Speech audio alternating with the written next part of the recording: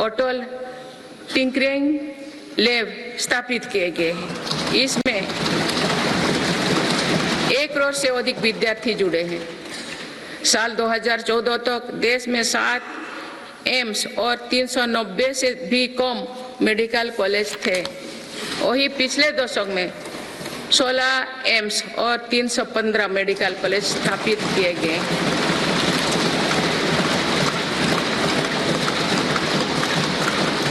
157 nursing college स्थापित किए जा रहे हैं।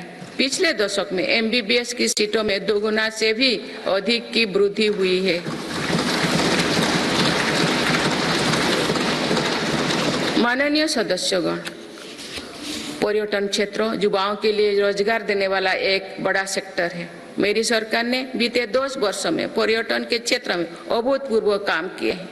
भारत में घरेलू टूरिस्ट की संख्या के साथ ही भारत आने वाले विदेशी पर्यटकों की संख्या भी बढ़ी है।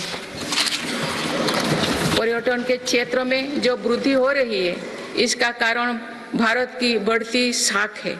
आज दुनिया भारत को देखना और जानना चाहती है। इसके अलावा शानदार कनेक्टिविटी विकसित होने के कारण भी पर्यटन का दायरा बढ़ा है। जगह जगह एयरपोर्ट बनने से भी बहुत फायदा हो रही है। नॉर्थ ईस्ट में आज रिकॉर्ड संख्या में टूरिस्ट पहुंच रही है।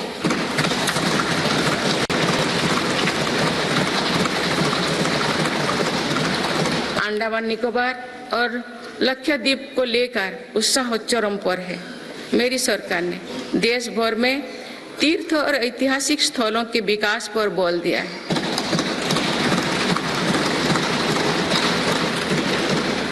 इससे अब भारत में तीर्थ यात्रा आसान हुई है।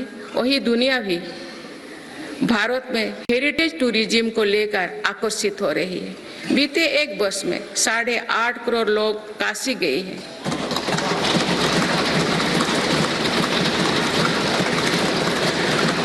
करोड़ से अधिक लोगों ने महाकाल के दर्शन किए हैं।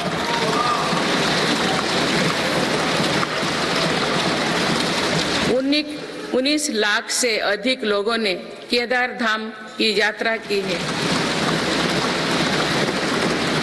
अयोध्या धाम में ही प्राण प्रतिष्ठा के बाद 5 दिनों में ही 13 लाख श्रद्धालु दर्शन कर चुके हैं।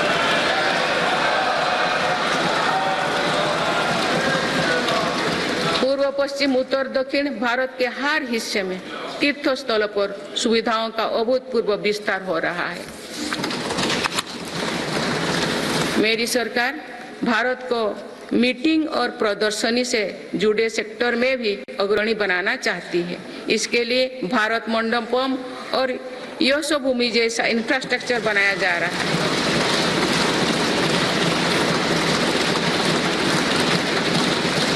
आने वाले समय में टूरिज्म रोजगार का एक बहुत बड़ा माध्यम बनेगा।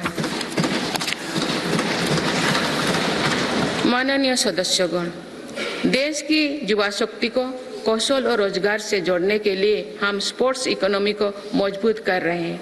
मेरी सरकार ने खेलों और खिलाड़ियों को अभूतपूर्व मदद दी है। आज भारत एक बहुत बड़ी खेल शक्ति बनने की ओर अग्रसर हो रहे हैं।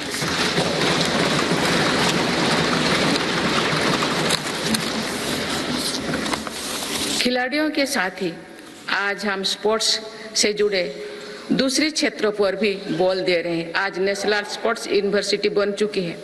देश में हमने दर्जनों सेंटर ऑफ एक्सीलेंस बनाए हैं। इससे स्पोर्ट्स को एक प्रोफेशन के रूप में चुनने का अवसर युवाओं को मिलेगा।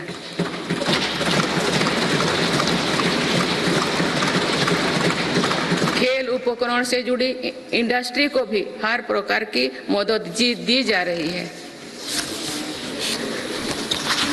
बीते 10 वर्षों में भारत ने अनेक खेलों से जुड़े इंटरनेशनल स्पोर्ट्स इवेंट्स का शानदार आयोजन किया।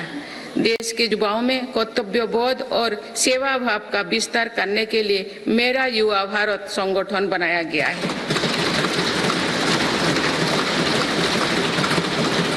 अभी तक इस संगठन से लगभग 1 करोड़ युवा जुड़ चुके हैं। माननीय सदस्यगण, संक्रमण काल में एक मजबूत सरकार होने का क्या मतलब होता है, ये हमने देखा है। बीते 3 वर्षों से पूरी दुनिया में उथल-पुथल मची हुई है। दुनिया के अलग अलग हिस्सों में दरार पड़ गए हैं। इस कठिन दौर में मेरी सरकार ने भारत को विश्व मित्र के रूप में स्थापित किया है।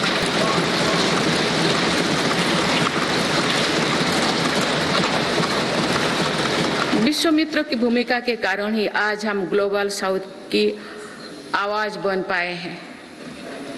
बीते 10 वर्षों में एक और पुरानी सोच को बदला गया है। पहले डिप्लोमेसी से जुड़े कार्यक्रम को दिल्ली के गलियारे तक ही सीमित रखा जाता था। मेरी सरकार ने इसमें भी जनता की सीधी भागीदारी सुनिश्चित की है। इसका एक बेहतरीन उदाहरण भारत द्वारा G20 अध्यक्षता के दौरान देखा गया है।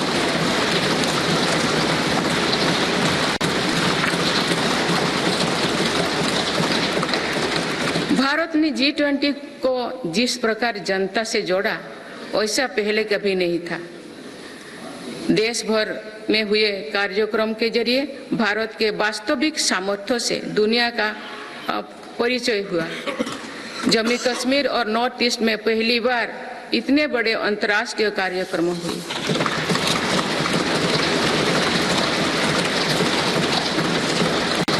पूरी दुनिया ने भारत में हुए ऐतिहासिक G20 सम्मेलन की प्रशंसा की।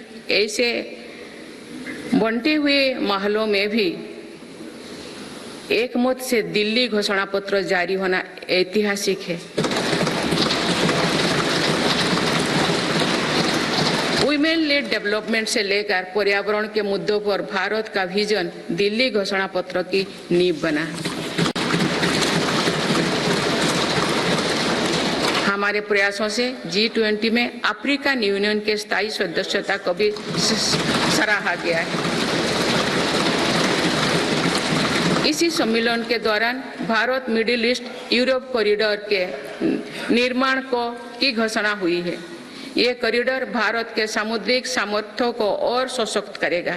ग्लोबल बायोफ्यूल अलायंस का लॉन्च होना भी बहुत बड़ी घटना है। इस प्रकार के कदम वैश्विक समस्याओं के समाधान में भारत की भूमिका का विस्तार कर रहे हैं। माननीय सदस्यगण, मेरी सरकार ने वैश्विक विवादों और संघर्षों के इस दौरे में भी भारत के हितों को मजबूती से दुनिया के सामने रखा है। भारत की विदेश नीति का दायरा आज अतीत की विदेशों से कहीं आगे बढ़ चुका है। आज भारत अनेक वैश्विक संगठनों का सम्मानित सदस्य है। आज आतंकवाद के खिलाफ भारत दुनिया की एक प्रमुख आवाज है।